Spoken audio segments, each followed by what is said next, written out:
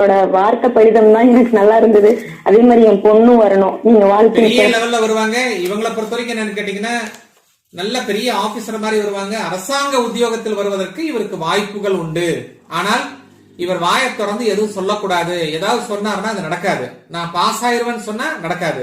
சரி அம்மா பாக்குறமா ஏதோ ட்ரை பண்ற அதுதான் சொல்லணும். Okay sir. படிச்சுட்டியான்னு கேட்டா ஏதோ ரைட் அதோட நிறுத்திக்கணும். எல்லாம் படிச்சுட்டேன் எல்லாமே எனக்கு தெரியும் அப்படிங்கிற மாதிரி வார்த்தை வரக்கூடாது. Okay sir. நீங்க என்னன்னு கேட்டீங்கன்னா ஒரு முறை டாக்டர் அழைச்சிட்டு வந்து டைரக்டா என்னன்னு கேட்டா ஒரு கன்சல்டேஷன் நீங்க வந்திருக்க ரைட்டா? Okay sir. நான் சேலம்ல தான் இருந்தேன். நான் கூட்டிட்டு வரேன் சார். ரைட். நீங்க இந்த ப்ரோக்ராம் நீங்களும் கிட்டத்தட்ட மோர் தென் கிட்டத்தட்ட ஒரு 15 வருஷமா பாத்துட்டு இருப்பீங்க. ஏன்னா குழந்தை பிறந்துக்கும் போது 15 வருஷம் ரைட்டா? அதுக்கு முன்னாடி 5 இயர்ஸ் பாத்துட்டு இருந்தேன் சார். டிவில வந்துட்டு இருந்தப்ப எல்லாம் கூட பாத்து விஜய் டிவில வந்துட்டு 20 இயர்ஸ் பாத்துட்டேன் சார். Minimum 20 years. அப்போ இந்த ப்ரோக்ராம் உங்களுக்கு புரியுதா இல்ல பிடிச்சிருக்கா? இதனால ஏதாவது சில கருத்துக்களை தெரிஞ்சு நீங்க லைஃப்ல எந்த மாதிரி மேல வந்திருக்கீங்க? சுக்கர உரையில 6 to 7 இந்த வெத்தலை வச்சு அந்த கும்பிட சொன்னீங்க சார். அது கும்பிட்டுட்டு இருந்தேன். அதுக்கப்புறம் அப்புறம் அந்த மகாலட்சுமி கடாட்சத்துக்காக கொரோனா டைம்ல ஒண்ணு சொல்லியிருந்தீங்க. ஒரு சொம்புல தண்ணி, பச்சை கற்பூரம், கிராம்பு இதெல்லாம் போட்டு அந்த ஒரு மந்திரம் சொல்லியிருந்தீங்க. அதுவும் சொல்லிட்டு இருந்தேன் சார். அது கொரோனா டைம் ஃபுல்லாவே அது பண்ணிட்டு இருந்தேன்.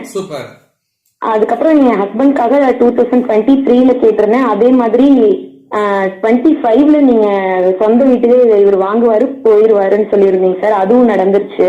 மிக்க மகிழ்ச்சி, மிக்க மகிழ்ச்சி. மேரேஜ்க்கும் நான் உங்ககிட்ட பிளஸிங் வாங்கினேன் நானு. Thanks God, thanks God. அடுத்தது பொண்ணு எனக்கு நல்ல படிப்பு வரணும், நல்ல மார்க் வரும். அதே போன்று அரசாங்கத்துல நல்ல ஒரு பெரிய போஸ்டிங்ல வரும். முதல் சம்பளம் வந்தவொடனே எனக்கு மகாலட்சுமிக்கு முதல் சம்பளத்தை கவர்ல போட்டு போயிட்டே இருங்க. கண்டிப்பா சார். தேனியில போயிட்டு கண்டிப்பா மகாலட்சுமி கோயில்ல போயிட்டு அவளோட முதல் சம்பளத்தை ஃபுல்லா கொடுத்துறேன். சுபம் நடக்கும். 6 மாதத்திற்கு ஒரு முறை திருமண காலகட்டம் வரை 6 மாதத்திற்கு ஒரு முறை என்னன்னு கேட்டீங்கன்னா முப்பெரும் தேவியார் அவங்கள பாத்துட்டு போக சொல்லுங்க. போதும், சூப்பரா இருக்கு. முப்பெரும் தேவியாருக்கு 3 மாலையை போட்டு ஓகே அன்னைக்கு சாமியை கும்பிட்டு போக சொல்லுங்க. பொண்ணு நல்லா படிக்கக்கூடிய பொண்ணு, தட்டி கொடுத்து வேலை வாங்கணும். சில நேரம் என்னன்னு கேட்டீங்கன்னா மவுத் வாஷ் பண்ணாம டீ குடிச்சிருங்க. ஆமாங்க சார். சொன்னா எதுவும் கேட்க மாட்டேங்கிறா, கொஞ்சம் எதிர்த்துதான் பேசுறா. நானும் கோவப்படுறேன். ஆனா எனக்கே தெரியுது.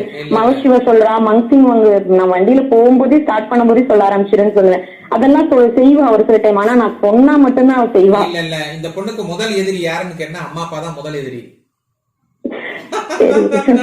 அதனால நீங்க கொஞ்சம் இறங்கி போங்க மேடம், கொஞ்சம் இறங்கி போங்க.